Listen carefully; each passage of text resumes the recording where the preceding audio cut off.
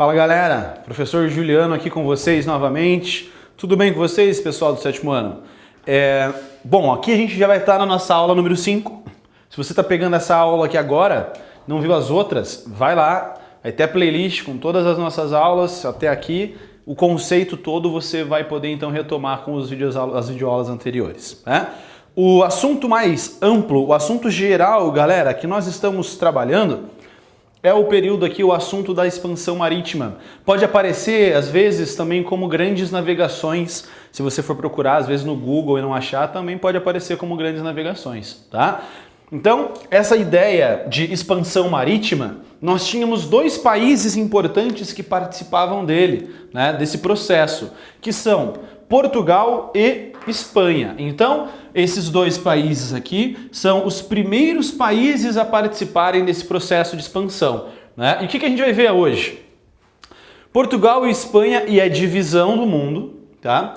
A Bula Intercoetera, o Tratado de Tordesilhas, e a gente vai utilizar isso daqui como justificativa para entender que aquela ideia de que o Pedro Álvares Cabral chegou no Brasil por engano é mentira, tá? Ele realmente sabia do que ele estava fazendo, tá? Então vamos retomar um pouquinho aqui.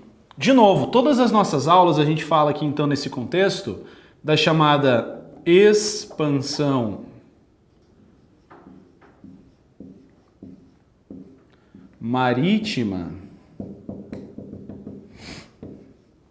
E na expansão marítima, galera, nós tínhamos aqui os pioneiros, os dois primeiros, que são... Deixa eu aumentar aqui, que senão vai ficar ruim para você enxergar. Os dois principais, os dois primeiros, melhor dizendo. Primeiro deles aqui, então, Portugal e aí a Espanha. Qual era o objetivo disso aqui? Por que acontece esse processo de expansão marítima? Porque eles queriam romper o monopólio genovês e veneziano de comércio com as Índias, tá? Não vai se esquecer disso. Então, Portugal e Espanha vão ser os pioneiros nesse processo aqui. Portugal vai contornar a África, né? A gente tem lá o chamado périplo africano, e a Espanha vai dar a volta pelo oeste. Em 1492, os espanhóis chegam então à América, né? E Portugal, em 1500, vai supostamente lá descobrir o Brasil. 1492, América. Tudo bem? Então aqui esse processo todo de expansão que a gente tem nesses dois países, com burguesias mercantis fortes, com o Estado centralizado muito presente também. Então, o que vai acontecer, galera? Para garantir a posse das terras que estão por vir, Portugal e Espanha assinarão primeiramente um tratado, chamado Tratado da Bula Intercoetera. Olha só, Portugal e Espanha estão em franca expansão, buscando aumentar cada vez mais os seus territórios, tá? Nesse período você tem Portugal e Espanha como as duas potências da época. Então, galera, em algum período, nesse período da história que a gente está vendo, Portugal e Espanha eram os países mais ricos que existiam, né? Portugal consegue chegar até as Índias lá fazendo o périplo africano, os espanhóis chegam à América. E aí você pensa, professor, o objetivo não era esse. Pois é, mas no caso dos espanhóis, galera, eles vão ganhar muito dinheiro chegando à América. Eles vão encontrar muita prata. Lembra das características do mercantilismo que a gente viu numa das nossas primeiras aulas? Então, aquelas características, a principal era o metalismo, o acúmulo de metais preciosos. Quanto mais metais preciosos um país tivesse, mais rico ele era. É por isso que esses países aqui vão buscar expandir os seus territórios e também, na verdade, inicialmente chegar às Índias, para poder comercializar esses produtos, para vender esses produtos, para poder ganhar dinheiro com esses produtos, certo? E em 1492 nós temos o descobrimento da América. Por que ela não se chama Colômbia, por exemplo? Porque foi o Colombo que descobriu. Porque ele morre achando que havia chego realmente nas Índias. Só recebe o nome de América, esse continente, por causa do navegador Américo Vespúcio, que depois vai perceber, opa, peraí, não é a Índia. Isso aqui é uma outra região do mundo. Vamos batizar então depois o nome do continente com o nome de América em homenagem ao Américo Vespúcio, né? Apesar de estarmos falando sobre Idade Moderna, galera, não podemos esquecer a influência que a Igreja Católica Apostólica Romana tem nesse processo, tá? Então, a Igreja Católica, ó, Igreja Católica Apostólica Romana, Igreja Católica Apostólica Romana, a ICAR, a gente vai chamar assim, tá? Ela tem interesse na expansão marítima. Qual o interesse da Igreja Católica? Por isso que a gente tem também, nas caravelas portuguesas, por exemplo, uma grande cruz. Está representando a influência que a Igreja Católica tem nesse processo. A Igreja Católica vai financiar, vai dar dinheiro para essas expedições acontecerem, tá? A Igreja Católica tem um objetivo. Qual é o objetivo? Aumentar o número de fiéis.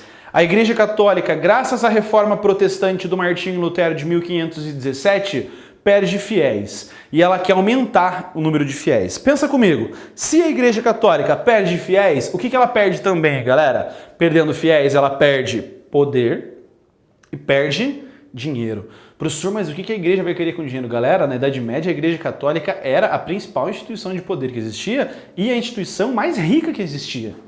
Se a Igreja Católica começa a perder dinheiro, ela perde poder porque ela está perdendo seguidores. Então, a Igreja Católica vai utilizar esse processo de expansão marítima com o seguinte motivo. Bom, vamos financiar, porque vai que eles chegam num lugar novo, a gente consegue converter essas pessoas ao catolicismo e a gente aumenta nosso poder porque vai aumentar o número de pessoas que estão se tornando católicas. Então a Igreja Católica financia esse processo. A Igreja Católica também quer enriquecer com esse processo da expansão marítima, tá?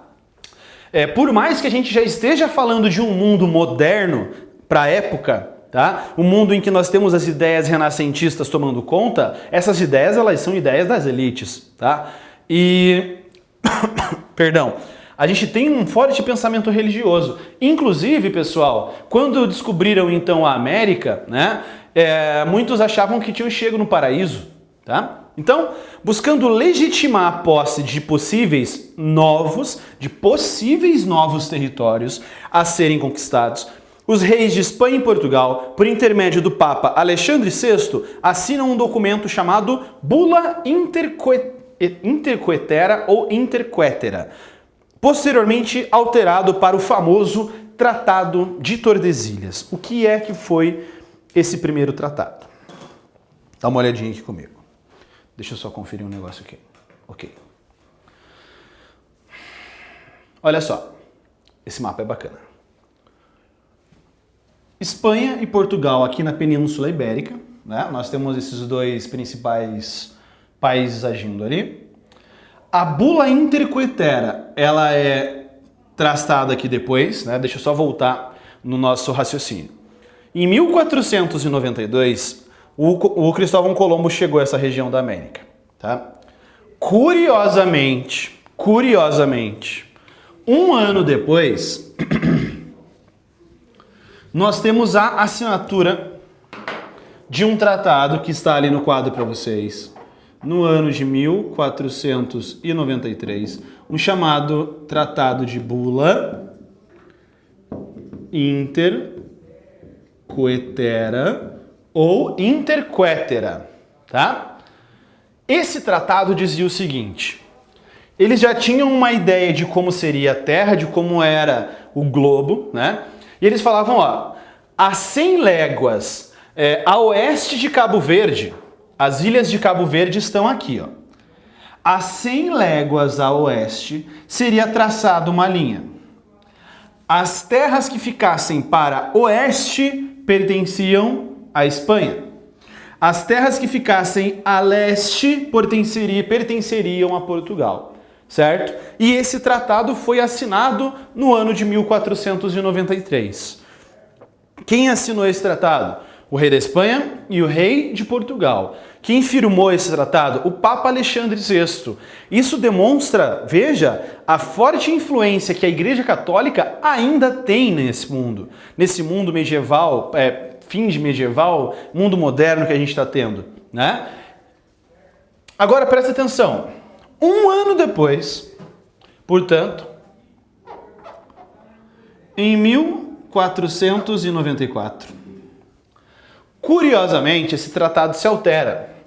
E nós temos a assinatura do chamado Tratado de Tordesilhas. Olha o que esse tratado fala, pessoas. Não são 100 léguas a oeste das ilhas de Cabo Verde, mas sim, quantos? Não são 100 metros, não, léguas, né? Não são 100 léguas, são 370 léguas. Então eles vão alterar a linha que passava aqui, eles jogam, ó, para cá.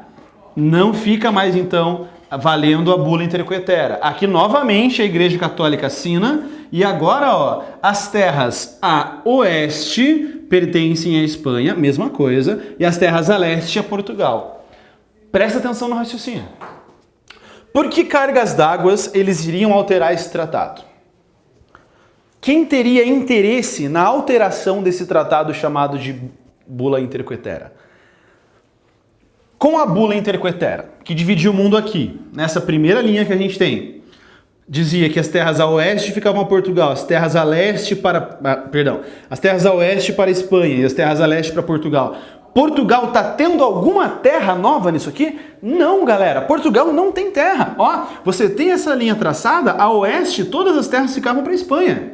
Portugal estava, sabe quando você joga batalha naval e dá tiro na água? Era isso que estava acontecendo com Portugal. Portugal tinha dado um tiro na água. Não ia ter terra nenhuma nessa região aqui. E a bula intercoetera, então, um ano depois, é alterada e surge o Tratado de Tordesilhas. Qual seria o objetivo dos portugueses em alterar esse tratado? A gente não tem provas dizendo isso, dizendo o motivo, mas nós temos isso como uma grande evidência. De quê? Evidência de que realmente os portugueses já sabiam da existência dessas terras, e eles vão alterar 370 léguas, porque agora, traçando aqui, ó, o Tratado de Tordesilhas, Portugal tem terras agora? Sim. Agora Portugal vai ter terras. Agora esse tratado para Portugal, ele é interessante. Porque agora Portugal, as terras novas descobertas ficariam para Portugal. Não apenas da América. O Tratado de Tordesilhas, ele não passa apenas no Brasil, tá, pessoal? O Tratado de Tordesilhas, ele é um tratado, como você pode ter no teu livro didático, um tratado que dividiria o mundo entre Portugal e Espanha. E não apenas o Brasil. Então, a gente pode considerar a alteração desse tratado um vestígio de que os portugueses já sabiam da existência do território do Brasil.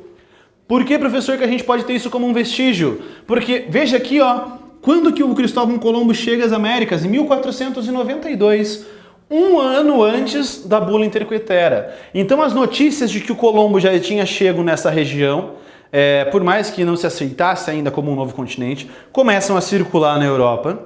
E um ano depois eles mudam o tratado da bula intercoetera, se transformando no Tratado de Tordesilhas. Aqui sim, aqui Portugal tem terras, agora Portugal está contente. É por isso que a gente pode utilizar também o Tratado de Tordesilhas, ou melhor, a alteração da bula,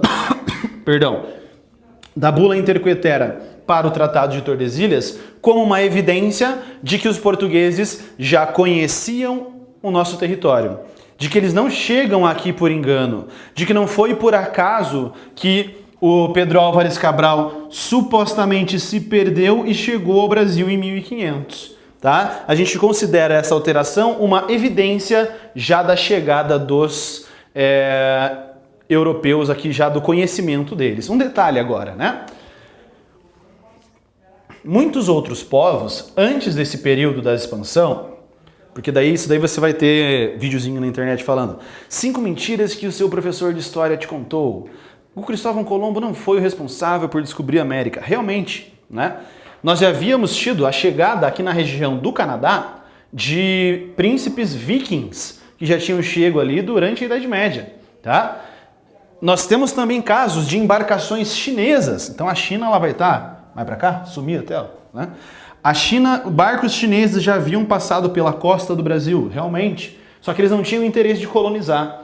Aqui a gente considera a entrada do continente americano no jogo eurocêntrico, no mundo europeu, né? Então, nós temos o Brasil começando já a pintar em alguns mapas, claro, depois, a partir de 1500, né? E aqui ainda percebendo a influência que a Igreja Católica tem no mundo por meio da assinatura desse tratado aí que a gente vai chamar de Tratado de Tordesilhas, contestado pelos reis de outros países, que como o rei Francisco I da França vai dizer onde está o testamento de Adão, que divide o mundo entre Portugal e Espanha. Ok, galera? Então beleza, ficamos por aqui. Não se esqueçam, façam as atividades da plataforma sobre esse assunto que já estão disponíveis para vocês. Estudem, se dediquem. Está vendo a aula, não está entendendo, vai pausando, vai reassistindo, até que você consiga entender. Ok, galera? Sou o professor Juliano, forte abraço para vocês e bons estudos. Tchau!